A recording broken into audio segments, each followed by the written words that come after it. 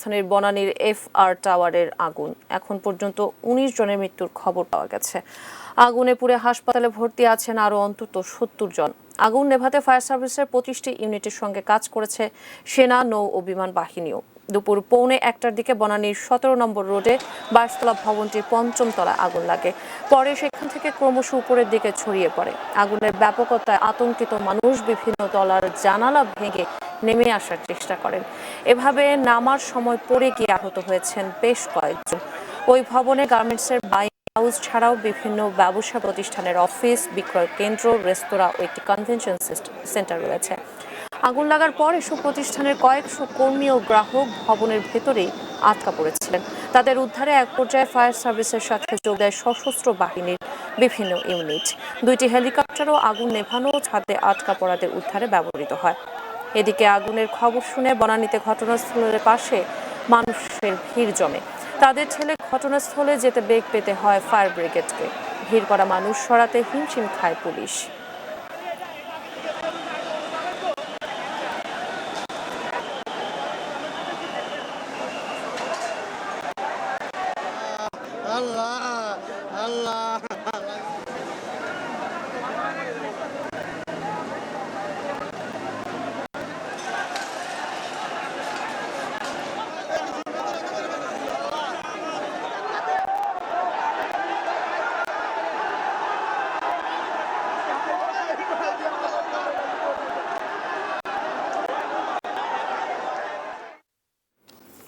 এদিকে বনানীর আগুনে আহতদের সেবা দিতে সর্বোচ্চ প্রস্তুতি নেওয়া হয়েছে রাজধানীর হাসপাতালগুলোতে। সবচেয়ে বেশি ৪১ জন ভর্তি হয়েছেন কুর্মিটোলা জেনারেল হাসপাতালে। গুলশানের ইউনাইটেড হাসপাতালে ভর্তি রয়েছেন ২৪ জন। ঢাকা মেডিকেল কলেজ হাসপাতালে এসেছেন ৪ জন। এই ৩ হাসপাতালে সর্বোচ্চ প্রস্তুতি নিয়েছে রোগী সামাল দিতে। কুর্মিটোলা হাসপাতাল কর্তৃপক্ষ অতিরিক্ত বেড এবং চিকিৎসকদের প্রস্তুত রেখেছে। ঢাকা মেডিকেলের বার্ন ইউনিটেও সর্বোচ্চ প্রস্তুতি নিশ্চিত করা হয়েছে। বিভিন্ন হাসপাতালে এখনও আসছে আগুনে পোড়া রোগীরা।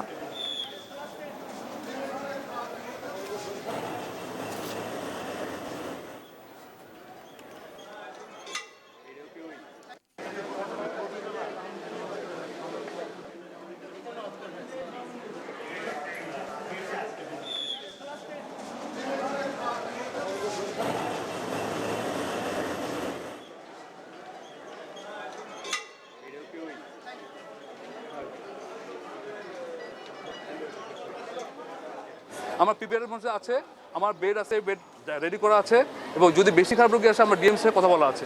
এবং মাননীয় মন্ত্রী মহোদয় রিং করেছিলেন, উনি অ্যাওয়ার আছেন। আপনি জানেন আমাদের ডক্টর সমন সাহা, উনিও রেডি আছেন। উনি আমাকে বলছে যে কিছু লাগবে তাহলে আমরা হেল্প পাবো। আমরা বলতে পারেন যে we are well prepare to tackle the situation. দর্শক, ঘটনাস্থলে আমাদের সহকর্মীরা রয়েছেন। এখন আমরা যুক্ত হব সহকর্মী মনির ইসলাম মিন্টুর সঙ্গে। মিন্টু, উদ্ধার তৎপরতা ভবনের ভিতরে চলছে, আপনার কাছে কি খবর রয়েছে? সংবাদে আমরা যখন স্ক্রলে দেখাচ্ছিলাম যে 5 জন নিহত, তখনই কিন্তু আমি আপনাকে বলেছিলাম যে 17 তলা 18 তলার যারা উদ্ধার তৎপরতা চালাচ্ছেন তারা কিন্তু বলছেন যে ভিতরে অনেক লাশ রয়েছে। এবং আমরা সর্বশেষ যেটা জেনেছি যে 19 জনের মৃত্যুর খবর আমরা জেনেছি, এবং যারা মারা গেছেন তাদের কিন্তু বেশিরভাগই বলতে গেলে শ্বাসকষ্টে মারা গেছেন, কারণ ভবনের 8 তলা বা 9 তলায় যে গেছিল, এর ফলে কিন্তু দ্রুতই আগুনের যে ধোঁয়া, সেই ধোঁয়া কিন্তু বিভিন্ন ফ্লোরে ছড়িয়ে যায়, যার কারণে যারা বিভিন্ন ফ্লোরে তখন কর্মরত ছিলেন বা আটকা ছিলেন তারা কিন্তু বের হতে পারেননি, যার কারণে কিন্তু এই মর্মান্তিক দুর্ঘটনা হতাহতের সংখ্যা কিন্তু ক্রমেই বেড়ে চলেছে। এবং প্রায় 70 জনের মতো বিভিন্ন হাসপাতালে, পাশে কুর্মিটোলা হাসপাতাল, ঢাকা মেডিকেল, ইউনাইটেড হাসপাতাল সহ বিভিন্ন হাসপাতালে কিন্তু আহতদের চিকিৎসা দেওয়া হচ্ছে। এবং এখনো কিন্তু যে পানি ছিটা বন্ধ রয়েছে, যেহেতু আগুন মোটামুটিভাবে নিয়ন্ত্রণে চলে এসেছে, কিন্তু বিভিন্ন ফ্লোরে কিন্তু উদ্ধার তৎপরতায় যারা রয়েছেন সেনাবাহিনী, ফায়ার সার্ভিস, তারা কিন্তু বিভিন্ন ফ্লোরে যে কাজগুলো ভেঙে দিচ্ছেন, কাজগুলো ভেঙে দেওয়ার একটাই কারণ হচ্ছে ভিতরে অক্সিজেন প্রবেশ করানো এবং আলো প্রবেশ করানো। এবং তারা বিভিন্ন ফ্লোরে খুঁজে দেখছেন যে কেউ কোথাও আটটা পড়ে আছেন কিনা, অজ্ঞান অবস্থায় পড়ে আছেন কিনা, কিংবা মারা গেছেন কিনা, এবং সেসব ফ্লোর থেকে তাদেরকে কিন্তু দ্রুত উদ্ধার করে কিন্তু বিভিন্ন হাসপাতালে নিয়ে যাওয়া হচ্ছে এবং সেই উদ্ধার তৎপরতা চলছে।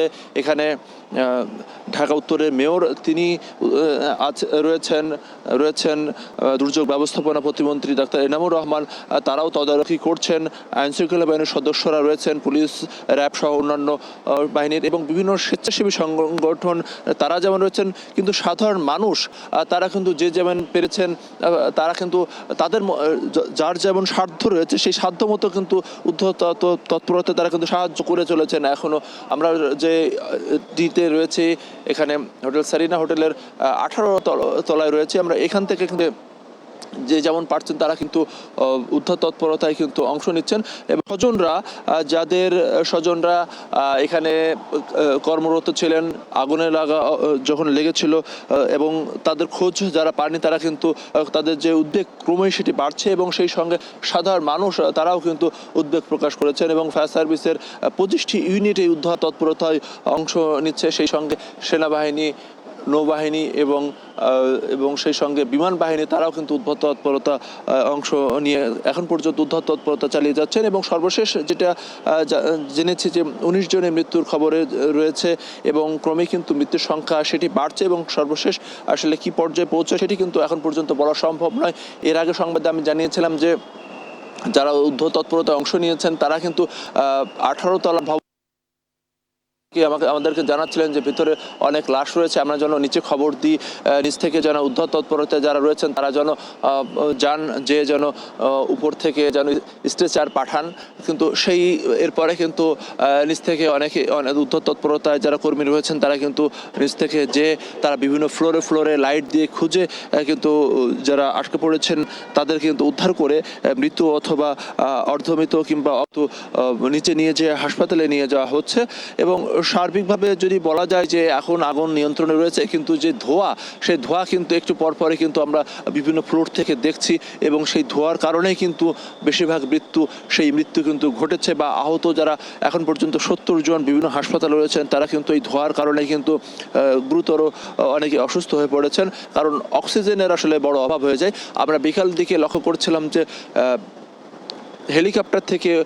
হেলিকপ্টারগুলো টহল দিচ্ছিল, এর একটি কারণ যাতে উপর থেকে বাতাস দিয়ে যাতে আগুনটাকে নিচের দিকে রাখা যায় এবং ধোঁয়াগুলোকে নিচের দিকে রাখা যায়।